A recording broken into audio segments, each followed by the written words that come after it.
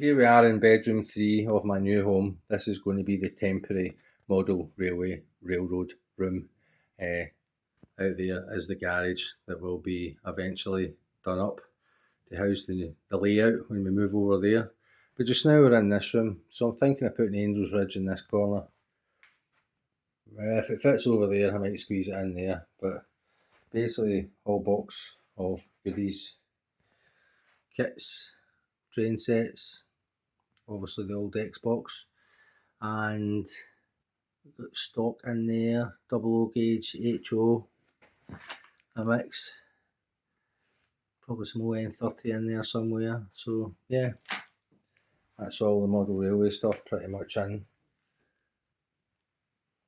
It's just a case of organising it all into a tidy mess and then getting a chance to play trains. So stay tuned and we'll get it done soon enough. So we can see NAM68 here is pretty dusty, a lot of dust on it. That top corner I gave a little wipe to give you an idea of how much dust is actually on it. And it's everywhere on it, all the little streams and rivers and stuff. So just got the hoover out, started getting most of the surface done, but I pretty much done every bit of grass and got a little brush out and done all the roofs and basically tried to clean up as much dust as I possibly could off all the surfaces, which took a minute. But it certainly is getting there as far as being cleaned and ready to get back in the house and start running again.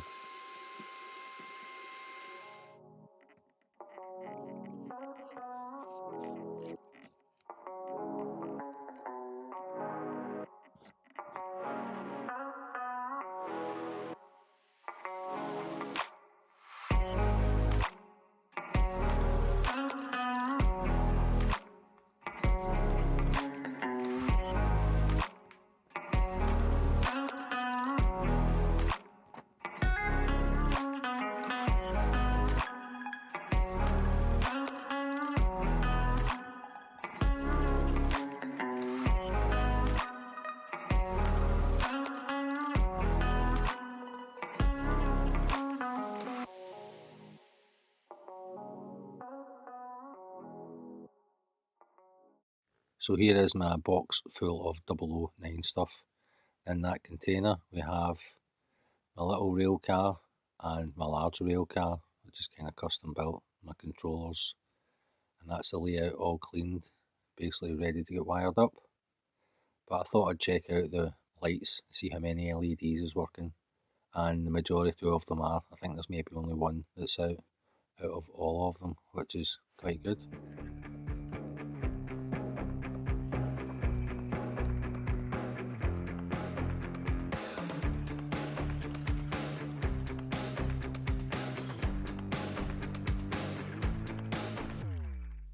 This is another 3D kit that's been heavily customised as the maintenance away truck for the railway that the US Army use.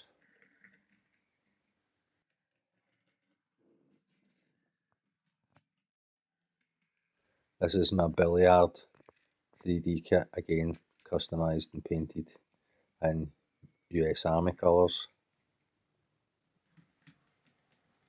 And this is a little GWR 060 chassis on the 109 chassis. These are great because the billiard's on the same 109 chassis, and now this little GWR 060 pannier tank. This is on the Cato 105. It's a basically dual bogie. That's another little mini rail bus that I've painted and put people in. And here's my Class 8 from David Churchyard. He was raising money and he was printing these that he designed. Excellent. So back to my rail car again. It's one of my favourites. It's running on an N-scale chassis. I think it's a GP40 chassis, GP38 or something, but yeah, runs sweet as a nut, nice and smooth.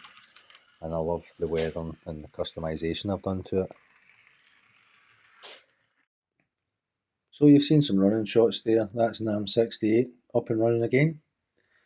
And these are two of my favourite pieces of stock for NAM68. The one that started it all, the Wickham armoured car, rail car.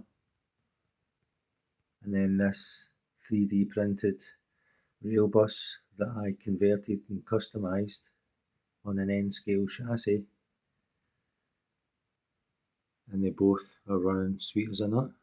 So let's send off the rail car.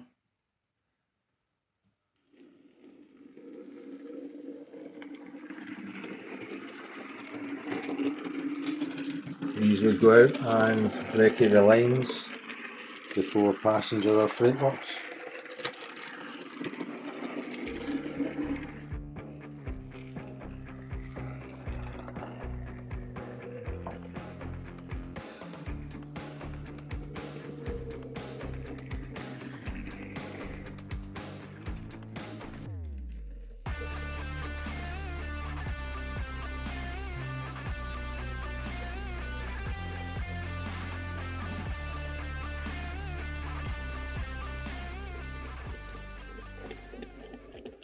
So you can see the way I've designed the layout on insole frog points. I have a locomotive sitting here, the armoured car there, and the Baldwin class 1012D trench loco. And this is still to get weathered and aged. But the beauty of this being an exhibition layout is using insole frog points means that I can run one loco while the other two are sitting.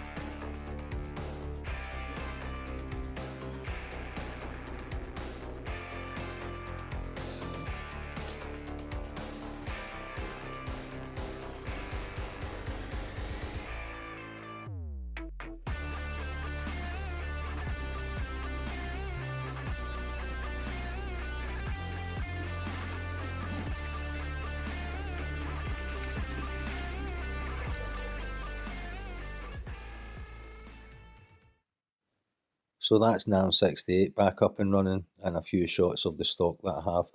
There are more locals and etc. that I would like to kind of share with you, and I will do in upcoming videos.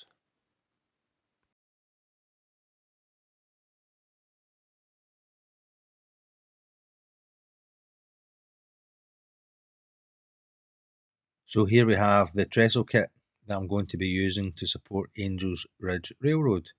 The layout will just sit on this temporarily in my temporary train room, and it's all metal, solid bit of kit that after being used on my railroad will probably be used for another railroad once it gets replaced and refitted in the garage.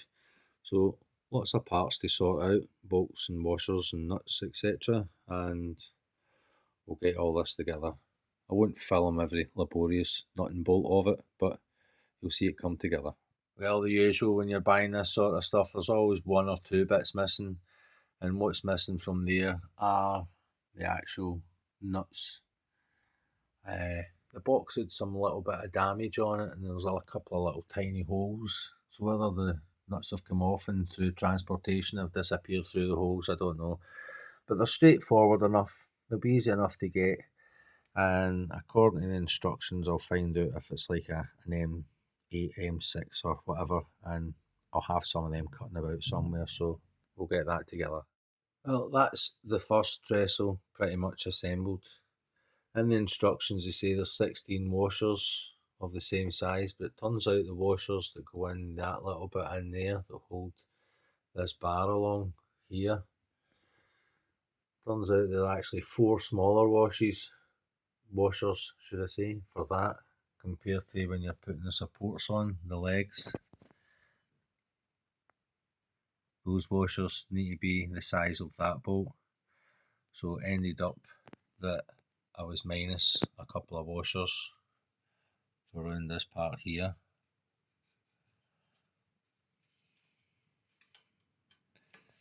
No biggie. I'm not one for going out and digging out a couple extra washers for somewhere to sort that. At the end of the day, the legs are held together in place and it's only holding a bit of wood and some trains on it. It's not going to have any sort of massive weight on it or any strain on it. But yeah, straightforward enough. Problem was that when you're lining up these holes here, I actually had to get the drill bit out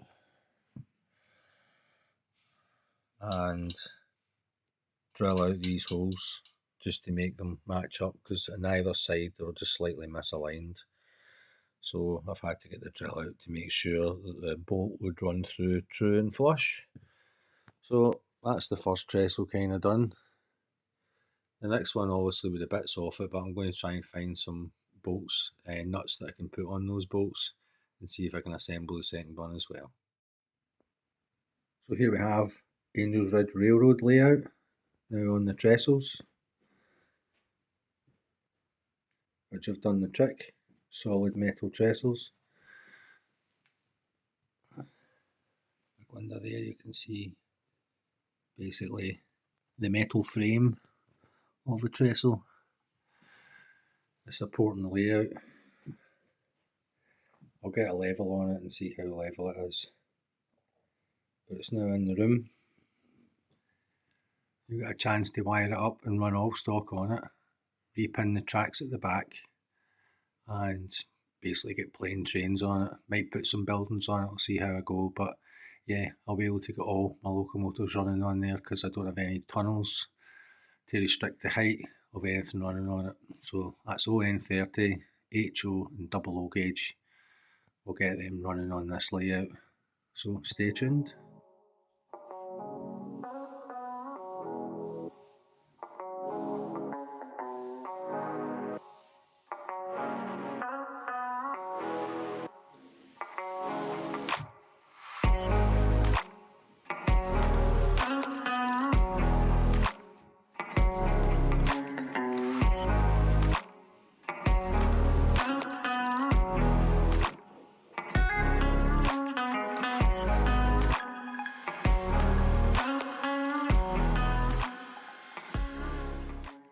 That's the track all cleaned.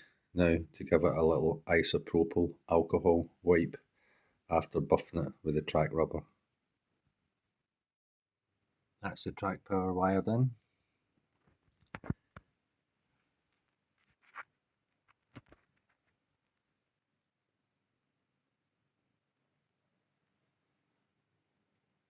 Let's see how she rocks.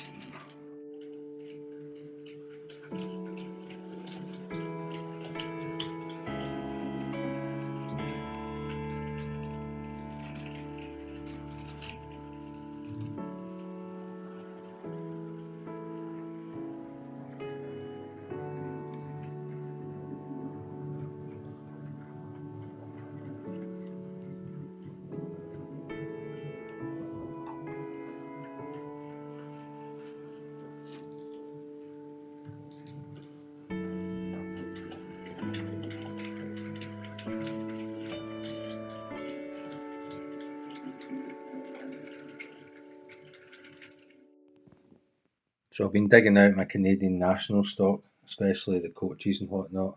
I'd bought these for a great bargain again on eBay, a set of 4. Can't remember, it was about £8 a coach. 6-wheel axles, which normally go round the bends, would never get through the tunnels, but having removed the tunnels, and obviously just put that bit of axle in there's damage in transit, as it were, that'll get fixed. But I was just going through my Canadian national stuff, got my Rapido steam generator car, got another one there by Model Power. These are all River Rossi, and I've got my Bachmann 262 Canadian National Steam Loco. So yeah, just wanted to get them running, but they've got horn hook couplers. So the idea is I've pulled out the horn hook there, and I've got an Easy Mate Bachmann coupler, which is the knuckle style.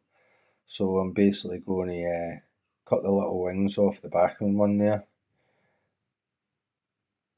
and make that just the circle on the bar, and then I'll cut off the horn hook for there, super glue it, jerry rig it, just for a wee quick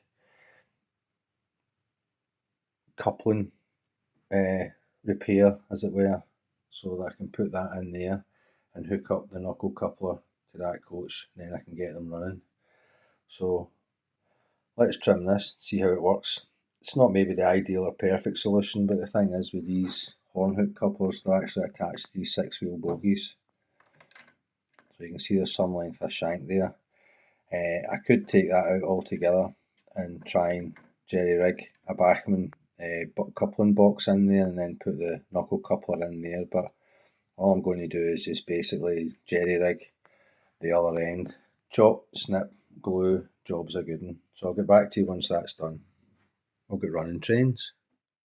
So that's me snipped off the head off the horn hook here, and I've trimmed off the little wings from that as well, and now I'll glue that to that.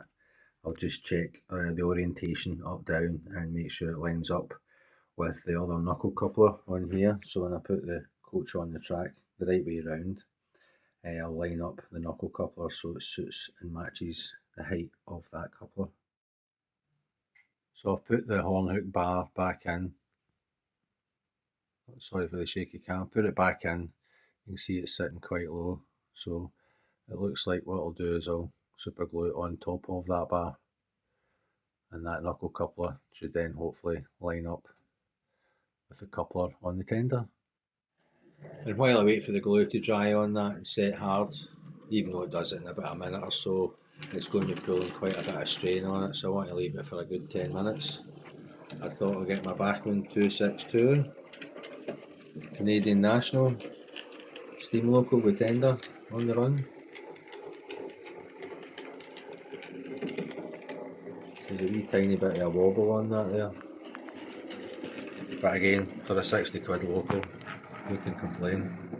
So you can see the coupler there glued onto that long horn hook shank type thing, and it's glued on top.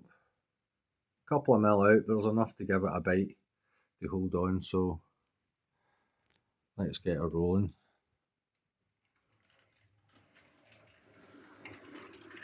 These nice big long heavyweight coaches, they look great.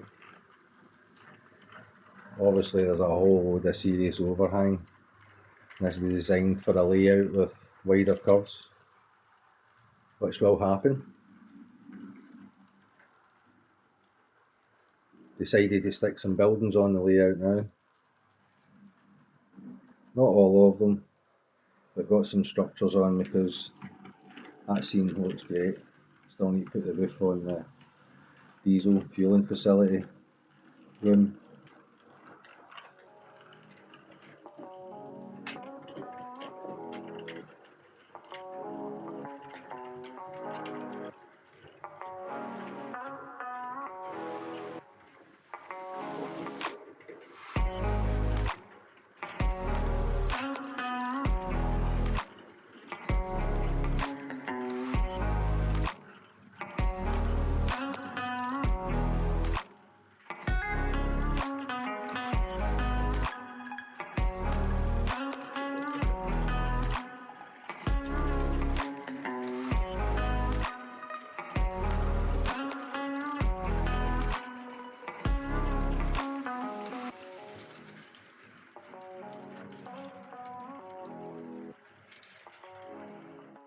And this is the Canadian National switcher that I picked up when I was on holiday in Canada, that I got from the layout that I visited, where some of the stock was for sale. So I'll give that a run, as though it's switching these coaches from one location to another prior to them actually running in service.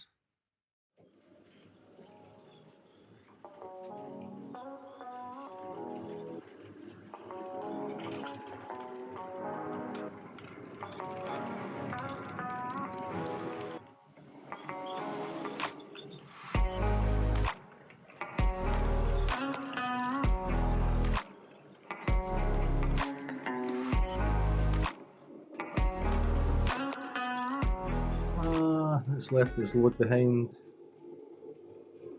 Lol. Going to add a little shim in there to raise the height of that bar, because it drops down but it lifts up. So I'll put a little plastic shim in there to hold that up, and that should hold it in line with the coupler on the logo. There you can see the shim, a little bit of card folded with a crease in it to kind of help spring it in place between that shank, that length of the bar, and the actual truck itself on the bogie frame. So if we turn it around, you can see it's holding a bit higher. I can push it down with a little bit of spring in that card to kind of hold it in place. Yeah, you can see that's a lot better. It's not dipping anymore. It's kind of held in place. So we'll try that round that bend, because there's obviously a very tight bend, sub 15 inch. So it's very tight and will put a lot of strain on those couplers. But that's why you do testing, to figure these things out. And it's the pleasure and the joy of playing with trains. Off she goes. Let's see how we go around this bend.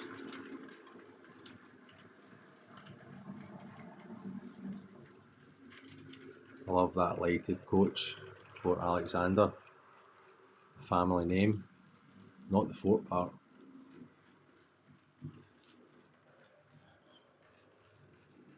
Yeah, a bit unusual having a helicopter sat there, but hey ho.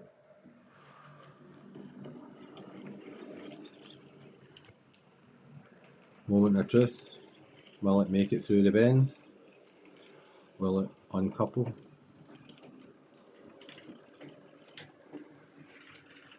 Ah, there we go.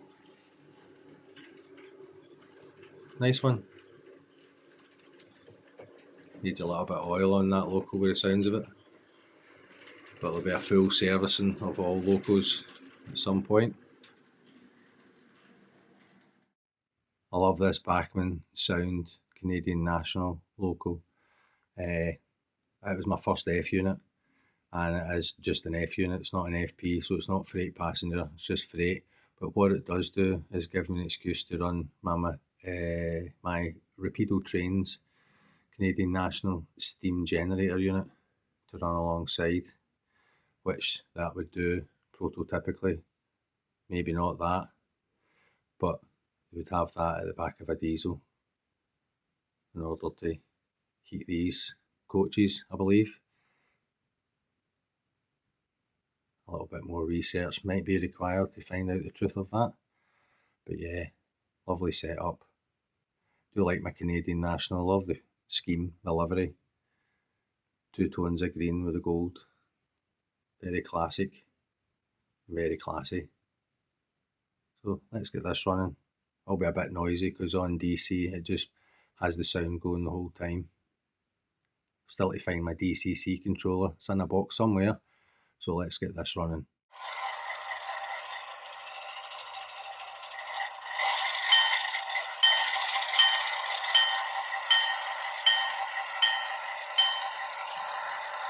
And this is all on DC. It runs through these little sound programs prior to moving off. I did turn the speed up to 50, but it takes all that time basically to take off and start running. Really cool feature.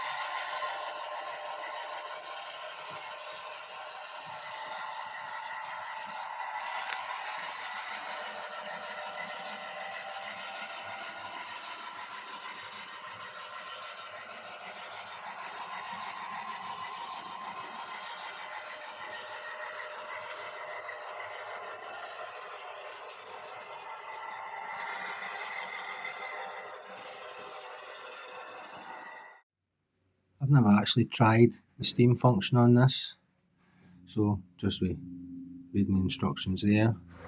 Took the little metal cap off on that printed circuit board, which is that little metal cap there that goes where that little filler needle goes through the hole in there. So I've put about 10 drops in. They recommend 12, but I've just done 10. And then there's a little switch there that shows you steam off, on, light off, on. So I've switched the light off and I'll flick the steam on and I'll let it run a wee bit and we'll see if it steams, because apparently it does on DC. So let me get that little nozzle out without dripping the fluid everywhere, get the little cap back on, and then put the roof panel back on, and we'll see if we can get some steam out the steam generator unit.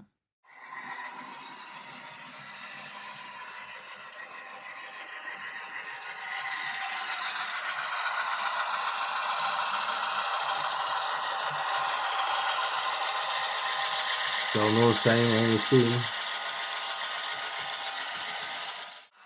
I can definitely smell something.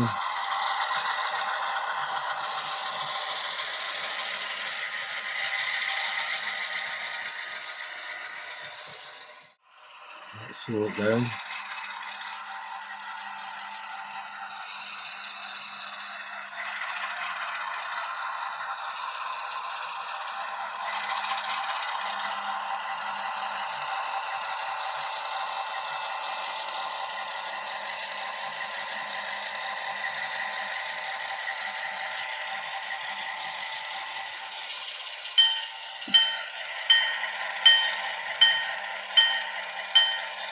There we go. Maybe moving too quick to see it. There's some steam coming out the bottom there.